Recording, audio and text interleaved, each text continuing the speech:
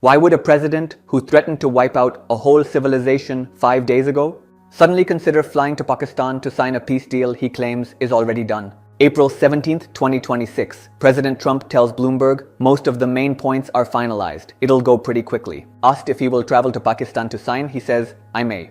The same day, White House Press Secretary Caroline Leavitt praises Pakistan's fantastic job as mediator, noting Prime Minister Shehbaz Sharif and Field Marshal Asim Munir have done a great job for us. The reversal is dizzying, but the architecture behind it is revealing. Consider what Trump is actually claiming. Iran, he says, has agreed to suspend its nuclear program indefinitely. No years, unlimited. Tehran will receive no frozen funds. The United States gets all of Iran's nuclear dust without money in any way, shape, or form. The Strait of Hormuz is completely open, though the naval blockade of Iranian ports will remain in full force and effect. Iran has confirmed none of this. The semi-official Tasnim news agency, citing an informed source close to Iran's Supreme National Security Council, immediately countered, "If the United States continues its naval blockade of Hormuz, Iran will consider it a ceasefire violation and close the waterway." Foreign Minister Abbas Araghchi has not commented on any deal beyond the strait's reopening. The 10-point proposal that formed the basis of the April 7 ceasefire remains the only verified Iranian position. So what changed in 10 days? Historical precedent offers one explanation. American presidents who broker landmark peace deals have often traveled to sign them.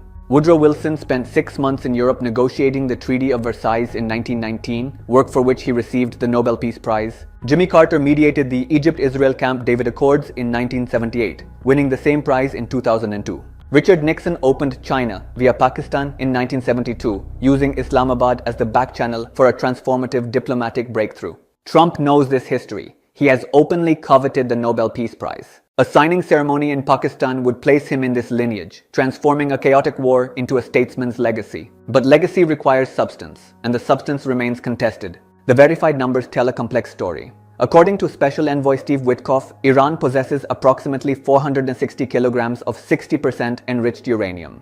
Enough when further enriched to weapons grade for roughly 9 nuclear weapons. The IAEA estimated in May 2025 that Iran had 440.9 kilo of 60% enriched material plus 1,000 kilo at 20% and 8,500 kilo at 3.67%. The Arms Control Center noted that 99% of the work needed to reach weapons grade from this stockpile has already been performed. These are not the materials of a program that has been eliminated, as Trump claims. They are the materials of a program that has been negotiated. In March 2026, Araghchi offered CBS Face the Nation a big concession. Iran was ready to dilute or downblend this enriched material to lower percentages. This was not suspension. This was not abandonment. This was the conversion of weapons-capable stockpile into reactor fuel, a reversible process that preserves the separative work already invested. The architecture of Trump's claim reveals the gap between political announcement and technical reality. He says Iran will not enrich indefinitely. Iran says it will downblend.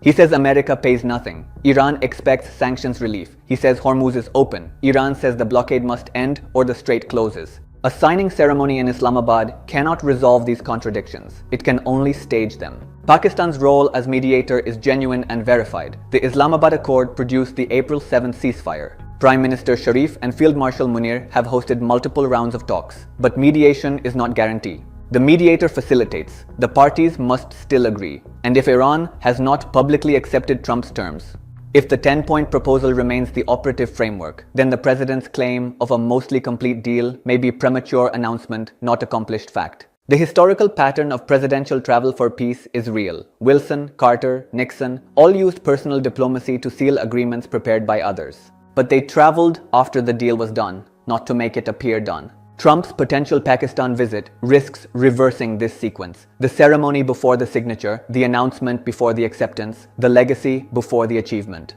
What do you think? Is Trump's potential Pakistan visit the courageous personal diplomacy needed to seal a historic peace deal?